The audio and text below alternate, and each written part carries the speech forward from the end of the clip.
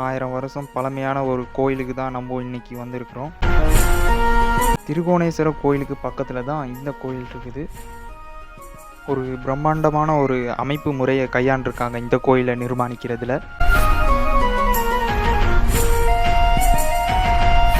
அனைவருக்கும் வணக்கம். எல்லாரும் எப்படி இருக்கீங்க? நல்லா இருக்கீங்கன்னு நம்புகிறேன். ஸ்குவாட் இன்னைக்கு பார்த்தீங்கன்னா நம்ம திருகோணமலை மாவட்டத்தில் இருக்கக்கூடிய முக்கியமான ஒரு கோயிலை போய் பார்க்கலாம் அப்படின்னு சொல்லி தான் கிளம்பியிருக்கோம். ஸோ இந்த பக்கம் அப்படியே நேராக போனோம்னா திருகோணமலை டவுனுக்கு கிட்டத்தட்ட ஒரு 100 மீட்டர் இருக்குது. அதுக்கு முன்னாடி தான் இந்த கோயில் அமைஞ்சிருக்குது. ஸோ இந்த கோயில் பார்த்தீங்கன்னா காளி கோயில் அப்படின்னு சொல்லுவாங்க. திருகோணமலை டவுனில் இருக்கக்கூடிய காளி கோயில் தான் இந்த கோயில். ஸோ இன்றைக்கி நம்ம இந்த கோயிலுக்கு தான் போக போகிறோம். ஓகேங்க, நம்ம கோயிலுக்குள்ளே போய் பார்ப்போம். முக்கியமாக பார்த்தீங்கன்னா இன்றைக்கி நான் வீட்டிலேருந்து வரும்போதே விலாக் எடுக்கலை. கோயிலுக்கு வந்ததோட சரி விலாக் எடுத்து போடும் அப்படின்னு சொல்லி தான் விலாகை நான் இன்றைக்கி எடுக்கிறேன். ஓகே, நம்ம உள்ளே போயிட்டு பார்க்கலாம் என்ன மாதிரின்னு சொல்லி. நம்ம பார்த்தீங்கன்னா கோயில் நுழைவாயிலில் தான் இருக்கும். அது மெயின் ரோட். அந்த பக்கம் போனோம்னு சொன்னால் திருவண்ணாமலை டவுனுக்கு கிட்டத்தட்ட ஒரு 100 மீட்டர் தான் இருக்குது. ஃபஸ்ட்டு பார்த்தீங்கன்னா நம்ம விநாயகர் கோயிலுக்கு போயிட்டு முன்னாடி இருக்க பத்ரகாளி அம்மன் கோயிலுக்கு போகலாம். இதோட பக்கத்தில் தான் அந்த கோயிலும் இருக்குது. ஃபஸ்ட்டு நம்ம விநாயகர் கோயிலுக்கு போயிட்டு போகலாம். முக்கியமாக இன்றைக்கி நம்ம வந்திருக்க நாள் பார்த்திங்கன்னா கோயிலில் விசேஷமான நாள்னு கூட சொல்லலாம். ஏன்னு பார்த்தீங்கன்னா வருடம் நடக்கிற ஆடி திருவிழா இறுதி நாள் இன்றைக்கி தான். அதாவது இன்றைக்கி நீர்வெட்டு விழா நடக்குது. நம்ம கோயிலுக்கு வரும்போது கொஞ்சம் லேட் ஆகிடுச்சு. பூசை பார்த்திங்கன்னா ஆல்மோஸ்ட் முடிகிற கட்டத்துக்கு வந்திருக்கு. நம்ம போய் பார்க்கலாம் என்ன மாதிரின்னு சொல்லி. திருகோணமலையில் 1000 வருஷம் பழமையான ஒரு கோயிலுக்கு தான் நம்ம இன்றைக்கி வந்திருக்கோம். திருகோணமலை டவுனுக்கு நடுவில் இருக்க இந்த கோயில் பார்த்திங்கன்னா சாதாரண கோயில் இல்லை.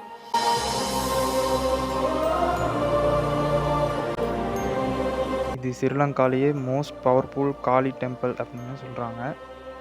இந்த கோயில் பார்த்திங்கன்னா திருகோணமலை டவுனில் சென்டரில் இருக்கிற ஒரு மிக அழகான கோயில்னு கூட சொல்லலாம். அதாவது இந்த கோயில் பத்ரகாளி கோயில் தான். பட் நிறைய பேர் சொல்கிறது பார்த்திங்கன்னா காளி கோயில் அப்படின்னு தான் பெரும்பாலும் இங்கே சொல்லுவாங்க. இந்த கோயிலோட மெயின் ஹைலைட் என்னென்னு பார்த்தீங்கன்னா இந்த கோயில் மிகவும் கலர்ஃபுல்லாக அமைச்சிருக்காங்க. கோபுரமாக இருக்கட்டும், சிலைகளாக இருக்கட்டும், எல்லாமே பார்த்திங்கன்னா மிகவும் ஒரு கலர்ஃபுல்லாக பார்க்கக்கூடியதாக நமக்கு இருக்கும். ஒவ்வொரு சிலையும் பார்த்திங்கன்னா ஒரு வித்தியாசமான அமைப்பில் பார்த்திங்கன்னா அமைச்சிருக்காங்க. உள்ளே போய் நான் காட்டுறேன் பாருங்கள். அந்த மண்டபத்தில் பார்த்திங்கன்னா ஒவ்வொரு சிலையுமே வித்தியாசமாக இருக்கும். இந்த கோயில் கிட்டத்தட்ட 1000 வருஷம் பழமையான ஒரு கோயில்னு கூட சொல்கிறாங்க. ஸோ 1000 வருஷம் பழைய ஒரு ஹிஸ்ட்ரி ஒன்று இந்த கோயிலுக்கு இருக்குது.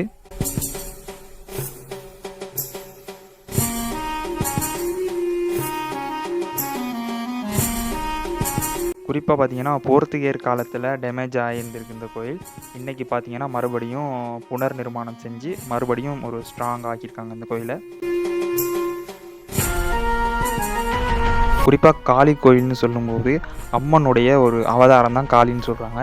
ஸோ இந்த கோயிலில் பார்த்திங்கன்னா அம்மன் வந்து சக்தியை மையப்படுத்தினதாக பார்த்திங்கன்னா இங்கே எல்லோரும் வழிபடுறாங்க.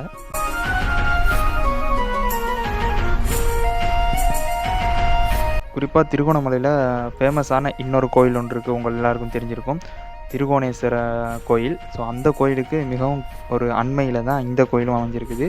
நீங்கள் யாராவது திருகோணேஸ்வர கோயிலுக்கு வந்தீங்கன்னா மறக்காமல் இந்த கோயிலையும் ஒருக்கா வந்து பாருங்கள். ஸோ ஒரு பவர்ஃபுல்லான கோயில்னு சொல்லலாம். இந்த 2 கோயிலுமே பார்த்திங்கன்னா திருகோணமலைக்கு ஒரு முக்கியமான ஒரு கண்ணுன்னு கூட சொல்லலாம். அதாவது இந்துக்கள் பார்த்திங்கன்னா இதை ஒரு தெய்வீக பூமியாக பார்க்குறதுக்கு ஒரு முக்கிய ஒரு காரணமாக கூட இந்த 2 கோயில்களையும் சொல்லலாம்.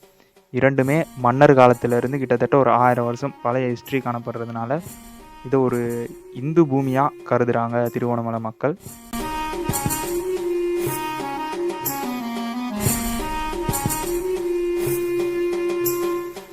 குறிப்பாக இந்த கோயிலில் பார்த்தீங்கன்னா செவ்வாய்க்கிழமைகள்லையும் வெள்ளிக்கிழமைகள்லையும் விசேட பூஜைகள்லாம் நடைபெறும்.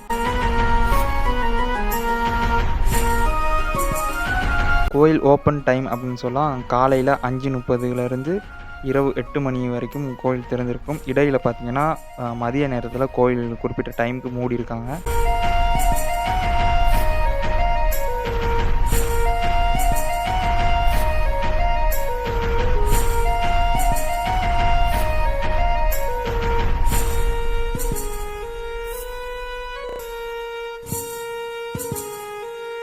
இந்த கோயிலை நீங்கள் பார்க்க வரீங்களா இருந்தால் பிப்ரவரியிலேருந்து ஆகஸ்ட்டுக்கு இடையில் இருக்கக்கூடிய நாட்களில் வந்தீங்கன்னு சொன்னால் விசேடமான பூஜைகள்லாம் நடக்கும். அதோடு உங்களுக்கு அர்ச்சனைகள்லாம் கொடுத்து பொறுமையாக கோயிலை சுற்றி பார்த்துட்டு போகக்கூடியதாக இருக்கும்.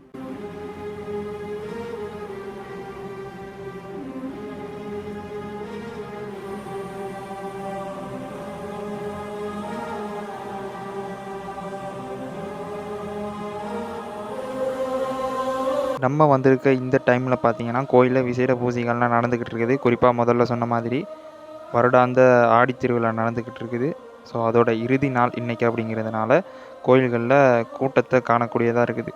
பெரும்பாலான மக்கள் பார்த்தீங்கன்னா கோயிலுக்கு இன்னைக்கு வந்திருக்கிறாங்க.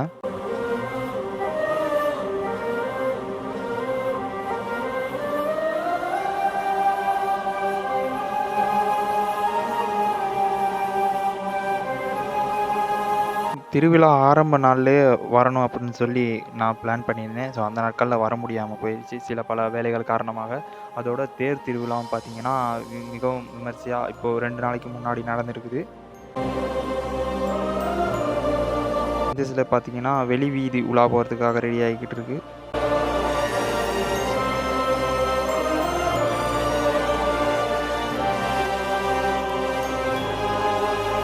ஓகே. நம்ம இன்றைக்கி பார்த்தீங்கன்னா திருகோணமலையில் இருக்கக்கூடிய ஒரு ஃபேமஸான பத்ரகாளி அம்மன் கோயிலை தான் வந்து இன்றைக்கி விசிட் பண்ணி பார்த்தோம்.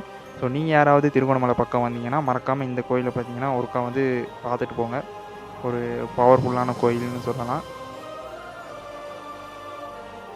ஓகே. இந்த வீடியோவை நான் இதோட எண்ட் பண்ணிக்கிறேன். நம்ம சேனலுக்கு யாராச்சும் புதுசாக வந்தால் மறக்காமல் சப்ஸ்கிரைப் பண்ணி பக்கத்தில் இருக்கக்கூடிய பெல் ஐக்கானை கிளிக் பண்ணி வைங்க. அப்போ தான் நம்ம போகிற வீடியோ டக்கு டக்குன்னு நோட்டிஃபிகேஷனாக வரும்.